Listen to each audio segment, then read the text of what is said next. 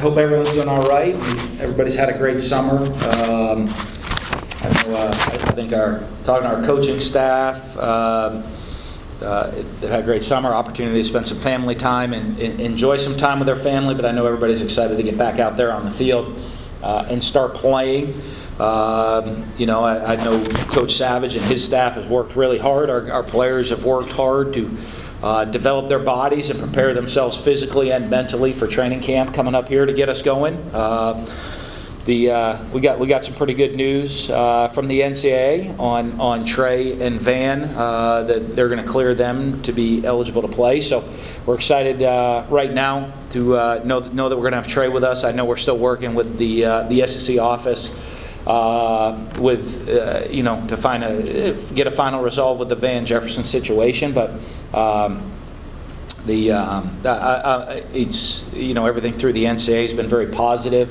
I think our administration, Jamie McCluskey, his whole crew did a fabulous job working with it, following all the steps and doing things the right way, and it's great for both those two young men as student athletes that have worked their tail off since they've been here to get ready for this football season and not let that be a distraction, whether it be in the classroom or on the field within their preparation. So it's an exciting time to be a Gator. I'm excited to get out there. Can't wait for the first game. And I've bless you. I've been feeling feeling the excitement off of all of our fan base everywhere. And that's you go back. I know they start putting out all the hype videos.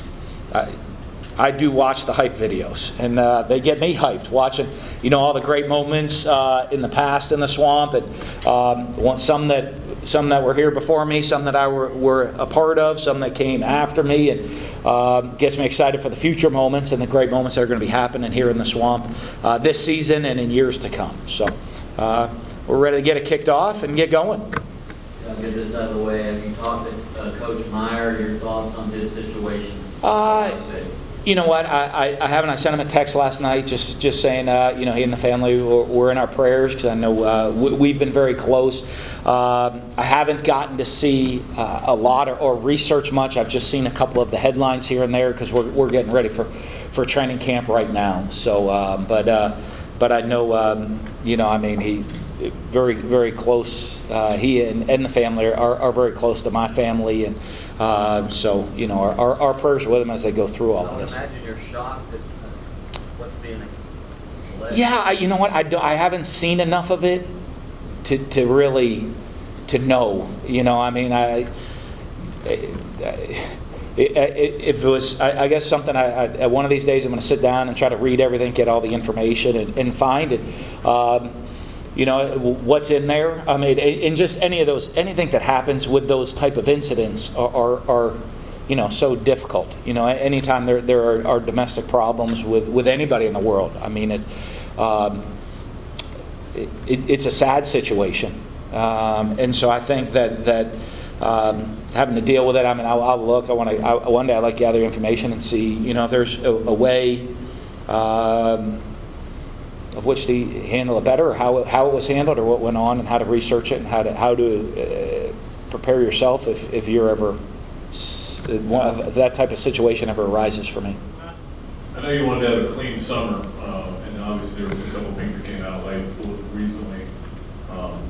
How disappointing is that, and do you know of any other suspensions going forward? Yeah, well, obviously, one of the things you deal with as a head coach is trying to help young men make good decisions. That's a never-ending process, and that's one. And from my first team meeting through a team meeting we had last night, we continually talk about decision-making in every aspect of your life and the consequences that your decisions have. And we have on the football team, we'll have 110 young men coming to training camp. I think between the ages of 17 and 23 years old. And part of our job, not just to coach football, but to help educate them and teach them how to make good decisions in life. So that never ends for us. As far as the suspension and discipline, there's, we try to look at each case independently and separately. If there are going to be, there's some discipline that, honestly, a lot of time law enforcement takes care of it, and the legal process takes care of it. A lot of time the university takes care of it. And there's some things that we take care of, and when we take care of it, some are public, some are private.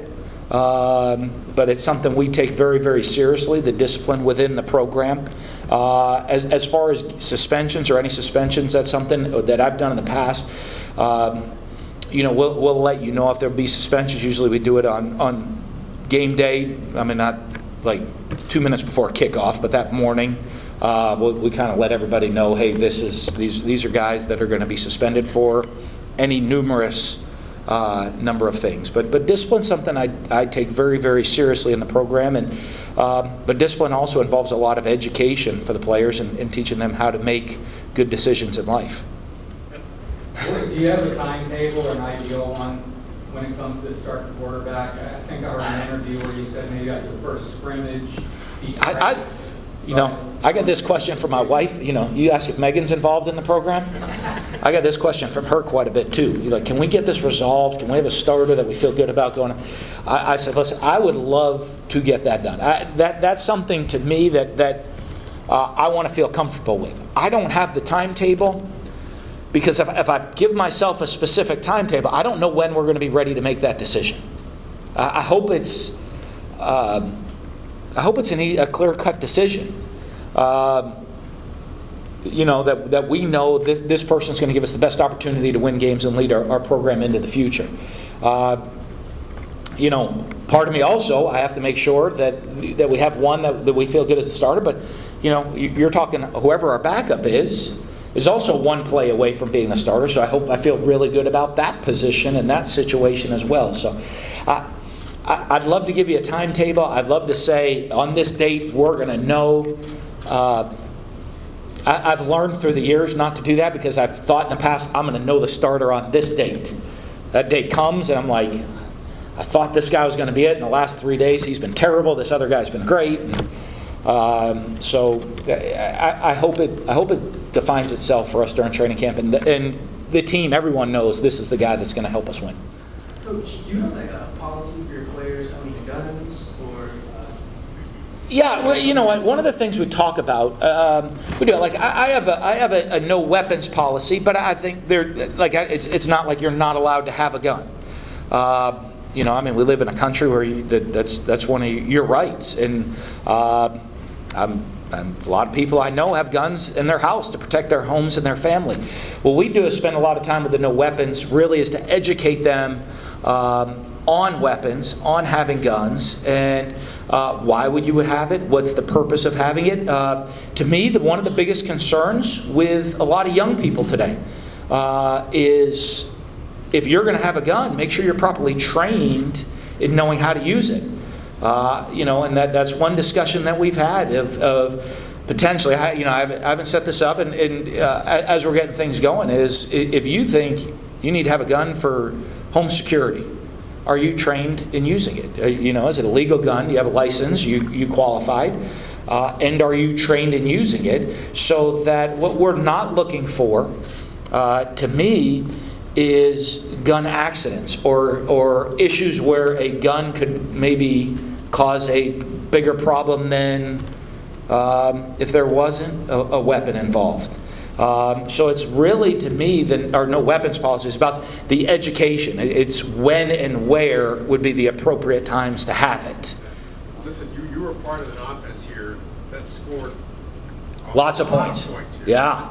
Does it almost shock you that this program has averaged 30 points at one time in the last 7 years?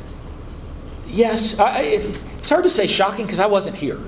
And you know what, to be honest, the funny thing is, since I never got to see Florida much. When I was in Mississippi, hadn't played him since 2010 was the last time we played. And so we never saw him in lots of crossovers. For how the schedule would fall, you'd see him maybe once or twice a year on a crossover. So I never really got to see him play much. So it would be shocking. I'm sure the fan base. I mean, as a Gator fan and knowing how our fan base is, that's very shocking. as a coach not being here and not knowing, again, what individual strategy or how each team plays out, it's hard to be critical because I don't know what the goals or the accomplishments were, or what they were trying to do in a given game. Like I've said, offensively in coach, I think I've been on teams that had successful seasons that were first in time of possession and last in time of possession.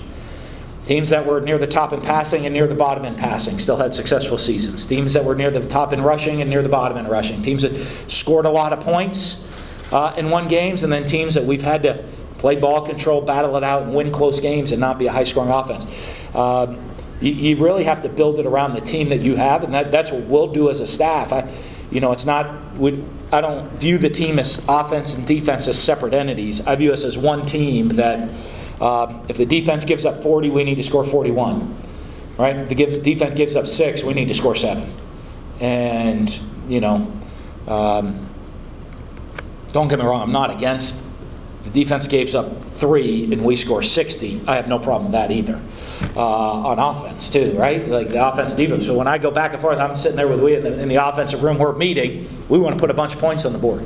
We also want to go talk to the defense, and they might say, hey, we're going to need some ball control here. We're going to need to use the clock. I mean, I love Todd Grantham gives me always these great lines. He's like, hey, he'll click over. He's like, hey, you think you could get one of those 14-play drives you sometimes put together here?